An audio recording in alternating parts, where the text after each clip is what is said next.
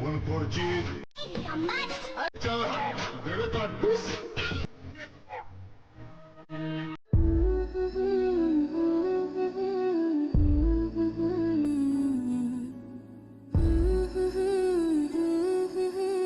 জাঙ্কুকের বাবার নামজন হবে, রেকর্ডের সময় একটু ভুল হয়ে গেছে, ভুলে বোগম দিয়ে দিয়েছি। সবাই বুঝে নাও প্লিজ, পরের বার থেকে নামজনই আসবে। আসসালামু আলাইকুম পাখিরা, আবারও নতুন একটা স্টোরি। জানি তোমাদের আমার প্রতি রাগ হচ্ছে, আগের দুইটা স্টোরি এখনো আনকমপ্লিট আছে, আবার আমি নতুন একটা স্টোরি ধরছি। এটার একটা কারণ আছে, আর সেটা হলো আমি এই স্টোরিটা নিয়ে খুবই ভয়ে আছি অন্য কেউ না দিয়ে দেয়।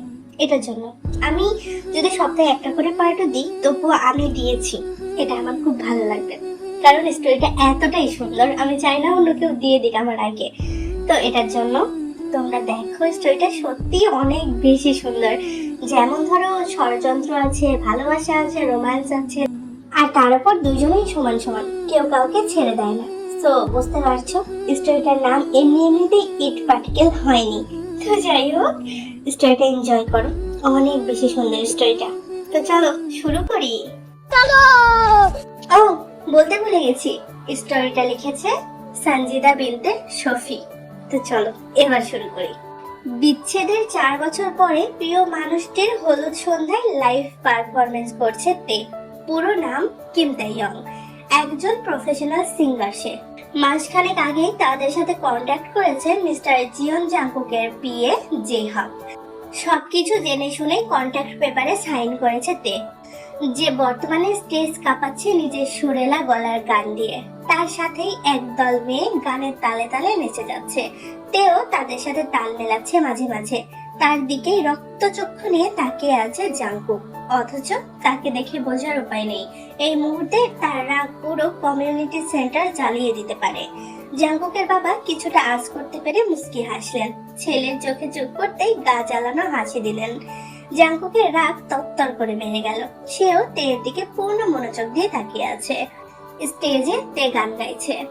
जो अखलर जावे सारी रात नींद ना आवे, मैनू बड़ा तड़पावे, दिल चैन कहीं ना पावे पावे पावे, तरसावे तेरे बिन ये रह ना पावे, माही जो तू ना आवे आवे आवे। के अखलर जावे सारी रात नींद ना आवे, मैनू बड़ा तड़पावे, दिल चैन कहीं ना पावे पावे पावे। বেবি পিঙ্ক গ্রাউন্ডে দেখে প্রিন্সেসের মতো লাগছে। হেলে দুলে যখন ডান্সারদের সাথে পা মেলাচ্ছে, তখন জাঙ্কুকের কলিজায় আগুন লেগে যাচ্ছে, অথচ তার পাশে তার হবু বউ বসে রাগে ফুঁসছে, তাতে তার কোনো হেলদোল নেই। তার কলিজা কয়লা করার জন্য স্টেজে হাজির হলো মেল সিঙ্গার অ্যালেন, যে আপাতত তের সাথে ডুয়েট করছে। দুজন যে খুব বেশি এনজয় করে গাইছে তা কেউ চোখ বন্ধ করেও বলে দিতে পারবে। জাঙ্কুকের হবু বউ লিসা এবার নিজের বেচারি মার্কা খলস ছেড়ে বেরিয়ে এলো। কটমট করতে করতে জাঙ্কুককে বলে, প্রাক্তনের প্রতি দরদ উতলে উঠছে নাকি? এভাবে তাকিয়ে কি তার রূপসাগরে ডুব দিয়েছো তা সবাইকে বোঝাতে চাইছো? জাঙ্কুক পূর্ণ দৃষ্টিতে তাকালো লিসার দিকে, পা থেকে মাথা পর্যন্ত চোখ বুলিয়ে উপহাসের সুরে বলে, সামনে রূপে সাগর রেখে আমি পাশে পচা ডোবা নিয়ে বসে আছি। কি দিন আসলো আমার। আমি কি ভেবেছি জানো লিসা, এবার শহরের সমস্ত পচা নর্দমাগুলো পরিষ্কার করে ফেলবো, আবর্জনা সব ডাস্টবিনে ছুঁড়ে ফেলবো। মন্ত্রী হিসেবে আমার একটা কর্তব্য আছে তো, নাকি বলো? লিসার মুখ আপনা আপনি বন্ধ হয়ে গেল। জাঙ্কুকের নজর এখনো তেতেই স্থির। প্রথম থেকে সবটা খেয়াল করলেও জাঙ্কুককে পুরোপুরি ইগনোর করে গেছে তে। প্রিয়জনের পাশে অন্য কাউকে সহ্য করা মানে নিজের কলিজায় নিজেই করাত চালিয়ে দেওয়া। তবুও তে নির্বাক, আর তার এই নির্লিপ্ততাই তার সবচেয়ে বড় হাতিয়ার। এই যে সামনের মানুষটা তাকে হাসি খুশি আর এক ছেলের সাথে পারফরমেন্স করতে দেখে তেলে বেগুনে জ্বলে উঠছে, তাতেই তো তার নিজের কলিজায় বরফ পড়ছে। গান শেষ হতেই উত্তেজনায় ফেটে পড়ল দর্শক। তে স্টেজ থেকে নেমে বকুল চৌধুরীর দিকে এগিয়ে গেল। হাসি মুখে বলে, কেমন আছেন স্যার? মার খাবি? আমি আবার স্যার হলাম কবে রে? মিনিস্টার জিয়ন চাংকুকের বাবা আপনি, স্যার না বললে বরদান যাবে যে আমার। ওইসব মিনিস্টার ফিনিস্টার বাদ দে, 2 পয়সার মূল্য নেই আমার কাছে এসবের। আমি তোর আঙ্কেল ছিলাম, আছি। খবরদার এসব ছাড়টার ডাকবি না। আচ্ছা আচ্ছা, ডাকবো না। রাগ করো না তো তুমি, অনেকদিন পর দেখা, এভাবে রাগ করলে আমার খারাপ লাগবে। ছেলের বিয়েতে মজা করো, মুখ গোমরা করে আছো কেন? তের কথা শুনে মুখ গোমরা আরো বেশি হয়ে গেল বেগম চৌধুরীর। দীর্ঘশ্বাস ছেড়ে তের মাথায় হাত বোলাই। অনেক বড় হয়ে গেছিস, দোয়া করি আরো বড় হওয়া। সবাই সবকিছুর মূল্য দিতে জানে না রে মা। কাজকে হীরা ভাবতে ভাবতে আসল হীরাকে কাজ ভেবে হারিয়ে ফেলে। যে মূল্য দিতে জানে না তাকেও মূল্যহীনের খাতায় ফেলে দিয়ে এগিয়ে যা। নিজেকে এতটা শক্ত কর যাতে আল্লাহ ছাড়া আর কেউ তোকে ভেঙে গুড়িয়ে দেওয়ার ক্ষমতা না রাখে। তে মলিন হাসলো। বেগম চৌধুরীর কাছ থেকে বিদায় নিয়ে তার জন্য বরাদ্দকৃত রুমের দিকে এগিয়ে গেল। রুমে প্রবেশ করতে তের হাসি হাসি মুখটা বিষাদের কালো মেঘে ছেয়ে গেল। চোখ থেকে পানি গড়িয়ে পড়ার আগে সন্তপূর্ণে তা মুছে নিল। জাঙ্কুকের তীক্ষ্ণ দৃষ্টি তের দিকেই সীমাবদ্ধ। তে এখনো জাঙ্কুককে খেয়াল করেনি। বিলাসবহুল সুটের ড্রয়িং রুম থেকে বেডরুমে ঢুকতেই একটা হাত শক্ত করে চেপে ধরে তাকে। শক্ত হাতের ধাক্কায় দেয়ালের উপর আছড়ে পড়ল তে। কয়েক সেকেন্ডের জন্য ঝাপসা হয়ে গেল সবকিছু। নিজেকে সামলে নেওয়ার আগে সেই হাতের মালিক শক্ত করে চেপে ধরে তাকে। ভীত চোখের সামনে তাকিয়েই শান্ত হয়ে গেল তে। জাঙ্কুক চোখ লাল করে তার দিকে তাকিয়ে আছে। সরে দাঁড়ান মন্ত্রী সাহেব, সামান্য একজন সিঙ্গারের এত কাছাকাছি আসবেন না প্লিজ, চরিত্রের দাগ লাগতে পারে। তের নির্লিপ্ত ভাব জাঙ্কুকের রাগে ঘি ঢালার কাজ করলো। হাতের বাঁধন আরো শক্ত করে দাঁতে দাঁত চেপে বলে, আজকাল সিঙ্গাররা সস্তা হয়ে যাচ্ছে নাকি তাদের চরিত্র এতটাই নিম্নমানের হয়ে গেছে যে কেউ কাছে আসলে তার চরিত্র খারাপ হয়ে যাবে? তের জল শক্ত করে তাকালো জাঙ্কুকের দিকে। পুরনো ক্ষত তাজা হয়ে উঠেছে। তে তাচ্ছিল্যের হাসি দিয়ে বলে, মানুষ নিজের চরিত্র দিয়ে অন্যের চরিত্রকে বিচার করে জানেন তো মন্ত্রী সাহেব। যার চরিত্র যেমন সে অন্যকেও তেমনই ভাবে। সেসব কথা বাদ দিন, নিজের হবু বউয়ের দিকে নজর দিন। আমি এখানে আমার চরিত্রের সার্টিফিকেট নিতে বা দিতে আসিনি। ব্যক্তিগত কোনো কথা না বললে খুশি হব। দয়া করে হাত ছাড়ুন। আর যদি না ছাড়ি? হ্যাঁ, ধরে রাখা আপনার স্বভাবের সাথে যায় না। আপনি ছেড়ে দিতেই অভ্যস্ত, তাই অযথা সময় নষ্ট করবেন না। বদলে গেছো তে। পৃথিবীটা বড্ড নিষ্ঠুর মন্ত্রী সাহেব। কি বিশ্বাস হচ্ছে না? বিশ্বাস না হলে একবার আমার জায়গায় নিজেকে দাঁড় করিয়ে দেখুন। আমার চোখ দিয়ে পৃথিবীর নিষ্ঠুরতম মানুষগুলোকে দেখুন। দেখবেন প্রতারকদের মেলা বসেছে। ঠান্ডা মাথায় খুন করে দিয়ে চলে যাবে, বুঝতেই পারবেন না। আচ্ছা মন্ত্রী সাহেব, আপনি কখনো আয়না দেখেন না? চোখ মেলাতে পারেন তো নিজের সাথে? ঘৃণা হয় না এই জঘন্য প্রতারক চেহারা দেখে? বমি পায় না আপনার? আমার কিন্তু বমি পাচ্ছে। মনে হচ্ছে ঘৃণাগুলো বমি হয়ে আপনার গায়ে উগড়ে দিই। আপনি বরং চলে যান, অযথা সময় নষ্ট করার মানে হয় না। তে, আপনার উপর আমার কোনো দাবি নেই মন্ত্রী সাহেব। তে এতটাও বেহায়া না। ভাববেন না আপনার নতুন সংসারে ঝামেলার সৃষ্টি করব। জীবন অনেক লম্বা জানেন তো, সেখানে আপনার মতো প্রতারকদের পাত্তা দিতে নেই। আমার করা প্রতিটি ওয়াদা আমি পূরণ করেছি। আর একটা ওয়াদা আমি আপনাকে করতে চাই মন্ত্রী সাহেব। আমার শূন্যতায় আপনার সুখের সংসার জ্বলিয়ে রাগ করে দিবে। এটা এই তের ওয়াদা। প্রতিটা মুহূর্তে আপনি পড়বেন। আপনার মনের ভেতরে থাকা শান্তির শেষ বিন্দুটুকু নিংড়ে বের করে আনবো আমি। এতদিন এই তের ভালোবাসা আপনাকে উষ্ণতা দিয়েছে, এবার তের তেজ আপনাকে ছাই করবে। নতুন সংসারের জন্য অভিনন্দন মন্ত্রী সাহেব। বারান্দার সোফায় আয়েশি ভঙ্গিতে বসে মাথা পেছনের দিকে হেলিয়ে রেখেছে জাঙ্কুক। তের কোনো কথাই তার উপর প্রভাব ফেলতে পারেনি। সেসব নিয়ে মাথাও ঘামাচ্ছে না সে। তার বর্তমান মাথা ব্যথার কারণ হলো লিসা। এই মেয়েটার একটা ব্যবস্থা করতে হবে। কয়েকদিনেই মাথা খেয়ে দিল। কয়েকটা বিশ্রী গালি দিয়ে মাথা সোজা করে বসলো সে। সামনে কাচুমাচু করে যেই হব দাঁড়িয়ে। কি বোঝে যে এই ছেলেটাকে সে নিজের বিয়ে করেছিল, আজও মাথায় আসে না। কি বলবে বলো? জাঙ্কুকের গম্ভীর গলা শুনে শুকনো ঢোক গিলল জেহব। ভয়ে ভয়ে বলে, ম্যামকে খুঁজে পাওয়া যাচ্ছে না স্যার। তড়াক করে চোখ খুলে ফেলে জাঙ্কুক। রক্তিম চোখে তাকাতে কাঁপাকাঁপি শুরু হয়ে গেছে জেহবের। জাঙ্কুক নিজের ফোনে দৃষ্টি রেখে গম্ভীর গলায় বলে, তে রুমেই আছে যেহব, অযথা আমার সময় নষ্ট করো না, বাকি দিকটা সামলাও। স্যার, আমি লিসা ম্যামের কথা বলছি। যেহবের তাড়াহুড়ো জবাব। বিরক্তিতে কপাল কুঁচকে গেল জাঙ্কুকের। তবে চেহারায় তার রেশ মাত্র নেই। শান্ত ভঙ্গিতে শুভ্র পাঞ্জাবের পকেট থেকে রিভলভার বের করে শান্ত গলায় বলে, ওই মেয়েকে আরেকবার ম্যাম বললে এই রিভলভারের একটা গুলি তোমার নামে দান করে দিব। বুঝে শুনে কথা বলবে এরপর থেকে, ঠিক আছে? তাড়াতাড়ি মাথা নাড়িয়ে সম্মতি জানালো যেহব। যে লোক কোল্ড ড্রিঙ্কস খেতে খেতে ঠান্ডা মাথায় খুন করতে পারে, তার দ্বারা সবকিছু সম্ভব। প্রাণের নিশ্চয়তা থাকলে এই চাকরি সে কবেই ছেড়ে দিত। এসবে এমন ভাবে জড়িয়ে গেছে যে চারিদিকে শত্রুর অভাব নেই। জাঙ্কুকের ছায়া মাথা থেকে উঠতেই সে দুনিয়া থেকে উঠে যাবে। লিসাকে আমিই সরিয়েছি, তাই চিন্তা বাদ দাও। ঠিক আছে স্যার, তবে অভয় দিলে আরেকটা কথা বলতাম। শান্ত চোখে তাকালো যেহবের দিকে, সাথে সাথে যেহব গড়গড় করে বলতে শুরু করলো, আপনি লিসা ম্যামকে যে গোডাউনে রেখেছিলেন সেখানে সে নেই স্যার। আমাদের গার্ডদের চোখ ফাঁকি দিয়ে কেউ তাকে নিয়ে গেছে। আশেপাশের সব জায়গায় খোঁজ চলছে, কিন্তু কোনো আশানুরূপ খবর এখনো পাইনি। জাঙ্কুক চোখ বন্ধ করে মনে মনে বলে, কাজটা তুমি ঠিক করলে না তে। আমার কাজে বাম হাত ঢোকানো আমি পছন্দ করি না। আমার অপছন্দের কাজগুলোই তুমি সবচেয়ে বেশি করো। ফলাফল ভোগ করার জন্য তৈরি থাকো। চোখ বন্ধ রেখেই যেহবকে বলে, এই মুহূর্তে শুধু আমার মায়ের কাছে এই খবরটা পৌঁছে দাও যে বউ পালিয়েছে, আর অন্দরমহল খালি করে দাও। শুধু আমার কাছের মানুষগুলো ছাড়া আর কেউ যেন না থাকে। Okay sir. হন্তদন্ত পায়ে বেরিয়ে গেল যেহব। রাত 3টায় আরামের ঘুম বাদ দিয়ে এসব করতে হচ্ছে। কালারফুল প্রজাপতির মতো সুন্দরী মেয়েরা এদিক সেদিক উড়ে বেড়াচ্ছে, অথচ তার সেদিকে নজর দেওয়ারও সময় নেই। এই জীবন রেখে কি হবে তার? এর চেয়ে সন্ন্যাসী হয়ে বনে জঙ্গলে ঘুরে বেড়ানো ঢের ভালো ছিল যেহবের। ভোর রাতে মিসেস জেনি চৌধুরীর বিলাপে ঘুম ভাঙলো সবার। জাঙ্কুক এক মনে তের দিকে তাকিয়ে আছে। তের রুমে হিডেন ক্যামেরা লাগিয়েছে সে। ফোনের স্ক্রিনের তীক্ষ্ণ দৃষ্টিতে তাকিয়ে আছে সে। তে ঘুমাচ্ছে। ঠিক 2 মিনিটের মাথায় অলস ভঙ্গিতে উঠে বসলো তে। চোরগুলো মেসি বান করে আলমোড়া ভেঙে ফিসেল হাসলো।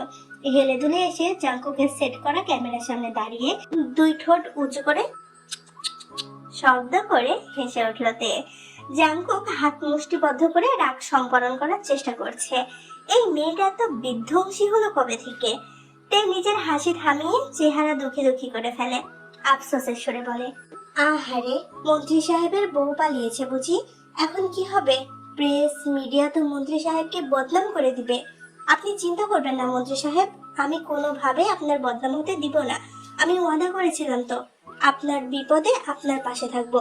Look, I am here. তে রুম থেকে বেরিয়ে যাওয়ার 10 মিনিটের মাথায় সমস্ত শোরগোল থেমে গেল। পুরো দমে বিয়ের প্রস্তুতি শুরু হয়ে গেছে। বিশাল বাগানের মধ্যে বরের গোছলের প্রস্তুতি চলছে। এক সাইডে তের ব্যান্ড একের পর এক পারফরমেন্স করে যাচ্ছে। আজকে তে এখন স্টেজে ওঠেনি, সে জাঙ্কুকের আসার অপেক্ষায় আছে। তার পারফরমেন্স শুরু হবে জাঙ্কুক আসার পরপর। কয়েক মুহূর্তের মধ্যে জাঙ্কুক উপস্থিত হলো বাগানে। শুভ্র পাঞ্জাবিতে রাজকুমারের মতো লাগছে তাকে। হলদেটে গায়ের সাথে পাঞ্জাবিটা অসাধারণ ভাবে মানিয়েছে। তার তীক্ষ্ণ দৃষ্টি তের দিকে স্থির। তে মাছি দাঁড়ানোর মতো হাত নাড়ালো। জাঙ্কুক বাঁকা হেসে গোছলের জন্য নির্ধারিত জায়গায় গিয়ে দাঁড়াতেই মহিলারা তাকে আবারও হলুদ মাখিয়ে দিল। স্টেজে তখন শুভ বিবাহ গান বাজছে। বেগম চৌধুরী হাঁক ডেকে তেকে বলে, এদিকে আয় তো তে মা, জাঙ্কুককে হলুদ লাগিয়ে দে। তে শয়তানি হেসে হাত ভর্তি হলুদ নিয়ে এগিয়ে এলো। তেকে আসতে দেখে মহিলারা একপাশ হয়ে দাঁড়িয়েছে। জাঙ্কুক শান্ত চোখে তের দিকে তাকিয়ে। তে জাঙ্কুকের মুখোমুখি দাঁড়িয়ে গুনগুন করে গাইতে লাগলো, আমার জায়গায় বসিয়েছ অন্য কাউকে যেমন, তোমার জায়গাও দিয়ে দেব অন্য কাউকে তেমন। জাঙ্কুকের গালে হলুদ লাগিয়ে দিতেই জাঙ্কুক তের হাত চেপে ধরে। হ্যাঁচকা টানে তেকে ঘুরিয়ে নেয়। সাথে সাথেই জাঙ্কুকের বুকের সাথে তের পিঠ লেগে গেল। জাঙ্কুক হালকা নিচু হয়ে গুনগুন করে গায়, তেরে মুস্কুরানা নাজারিয়ে ঝুকানা মেরে লিয়ে হ্যাঁ বাস। তের গালে নিজের গাল ঘষে দিল জাঙ্কুক। তে বাঁকা হেসে সামনে বসে থাকা জেনি চৌধুরীর দিকে তাকালো। সে কটমট করে তাদের দিকেই তাকিয়ে আছে। লিসাকে এখনো পাওয়া যায়নি। তে তাদের আশ্বাস দিয়েছে সে সময় মতো লিসাকে বধূ বেশে উপস্থিত করবে। জেনে জানে তে নিজের কথা রাখবে, তবুও নিশ্চিন্ত হতে পারছে না। জাঙ্কুকের মতিগতি তার ঠিক লাগছে না। ভালোই ভালোই বিয়েটা মিটে গেলেই হলো। জাঙ্কুক নিজের রুমে দাঁড়িয়ে বরবেশে তাকে কোনো দেশের রাজা লাগছে। কিছু একটা ভেবে শয়তানি হাসে সে, বিড়বিড় করে আওড়াই, তোমার জীবনে কালবৈশাখী ঝড় তুলে দিব তেইয়ং, ঠিক যেমন আজ আমার হৃদয়ে ঝড় উঠেছে। ঝড়ের তাণ্ডবে যেমন শুকনো ডাল ভেঙে পড়ে, ঠিক তোমাকেও ভেঙে মুচড়ে গুড়িয়ে দিব আমি। তবে তোমার মতো আমি একা ছাড়বো না তোমাকে, খুব যত্নে কুড়িয়ে নেব বাহুডরে। আজ যেমন তুমি আমাকে শূন্যতার মহাকাশে ছুঁড়ে ফেলেছ, ঠিক আমিও তোমাকে আমার হৃদয়ের আস্থা করে ছুঁড়ে ফেলবো। দেখা হবে খুব শীঘ্রই। জাঙ্কুকের চোখ মুখ লাল হয়ে গেছে। বরবেশে বসে আছে সে, পাশেই তার বাবা মলিন মুখে বসে আছে। প্রেস মিডিয়া চারিদিকে গিজ গিজ করছে। শামিয়ানার ওপারে লিসা বধূ বেশে উপস্থিত, তে সামনেই দাঁড়িয়ে, মুখে তার ক্রু হাসি।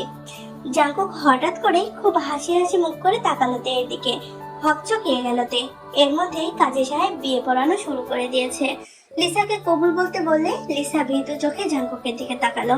জাঙ্কুক হাসি মুখে তার দিকে তাকিয়ে ইশারায় কবুল বলতে বলে। লিসা কাপা কাপা গলায় কবুল বলে দেয়।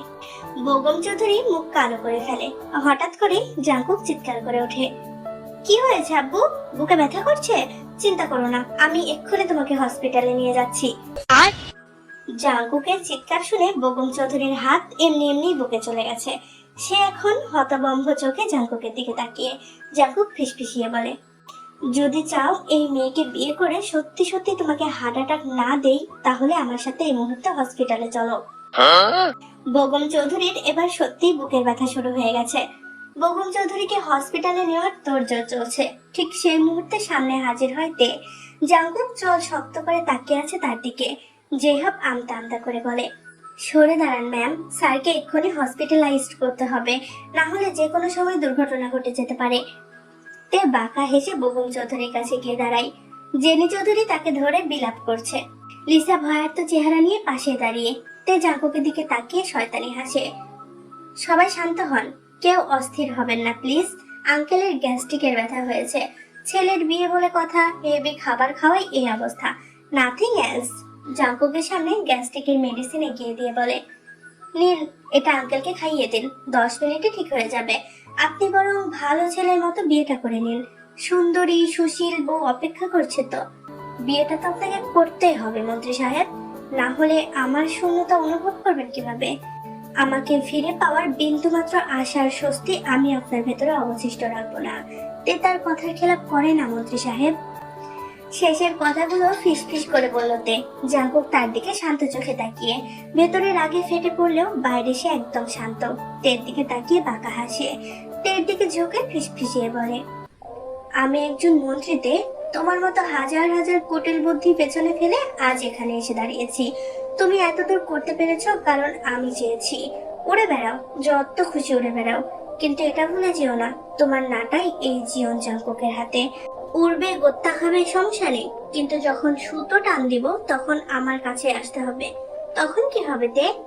তোমার মন্ত্রী সাহেব কিন্তু খুব নিষ্ঠুর, তার নিষ্ঠুরতা সহ্য করতে পারবে তো? ভেবে চিন্তে কদম ফেলতে, তোমার পায়ে শিকল লাগাতে আমি মোটেও সময় নিব না। একই মন্ত্রী সাহেব, নাটায় হাতে থেকে সুতো ছিঁড়ে কবেই উড়ে গেছে, আপনি তা দেখছি খবরও রাখেন না। এত বেখেয়ালি হলে চলে? কথাটা বলার সময় তের মুখে বাঁকা হাসি দেখা গেল। জাঙ্কুক দাঁত খটমট করে বলে, দেখাই যাবে। তের থেকে দূরে সরে চারিদিকে চোখ বোলালো জাঙ্কুক। সবাই বেগম সাহেবকে ঘিরে ধরেছে। সেদিকে তাকিয়ে হুঙ্কার দিয়ে ওঠে সে, সবাই এভাবে ভিড় করে আছেন কেন? সরে দাঁড়ান, গাড়ি বের করো জেহাব। আর মিস কিম তেইয়ং তে, আপনি নিশ্চয় ডাক্তার নন। আপনার দূরদর্শী ক্ষমতার বলে আব্বুর বুকের ব্যথা গ্যাস্ট্রিক মনে হতেই পারে, তাই বলে ছেলে হিসেবে তো আমি তা ধরে বসে থাকতে পারি না। কারোর খামখেয়ালির ধারণা নিয়ে তো আর আমার বাবাকে হারাতে পারি না আমি। আপনার কাছে হয়তো বাবার মূল্য তুচ্ছ, তবে আমার কাছে সবকিছুর চেয়ে বাবার মূল্য বেশি। আশা করি বোঝাতে পেরেছি। জেহাব গাড়ি নিয়ে আসতেই বেগম সাহেবকে নিয়ে বেরিয়ে গেল জাঙ্কুক। থেকে ইচ্ছে করে এতগুলো তিক্ত কথা শুনিয়েছে সে। নিজের করা ভুলগুলো সেও না হয় একটু উপলব্ধ করুক।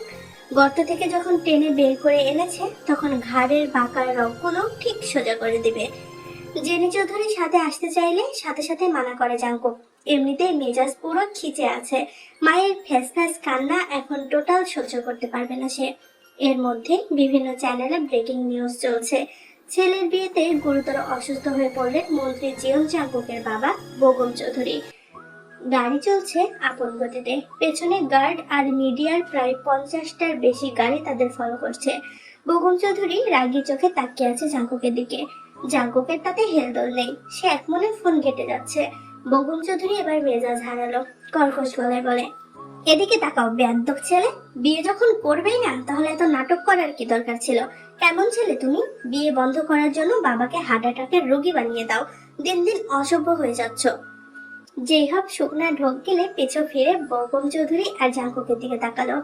তা দেখে বেগম চৌধুরী আরো খুশি উঠল। এভাবে তাকাচ্ছ কেন?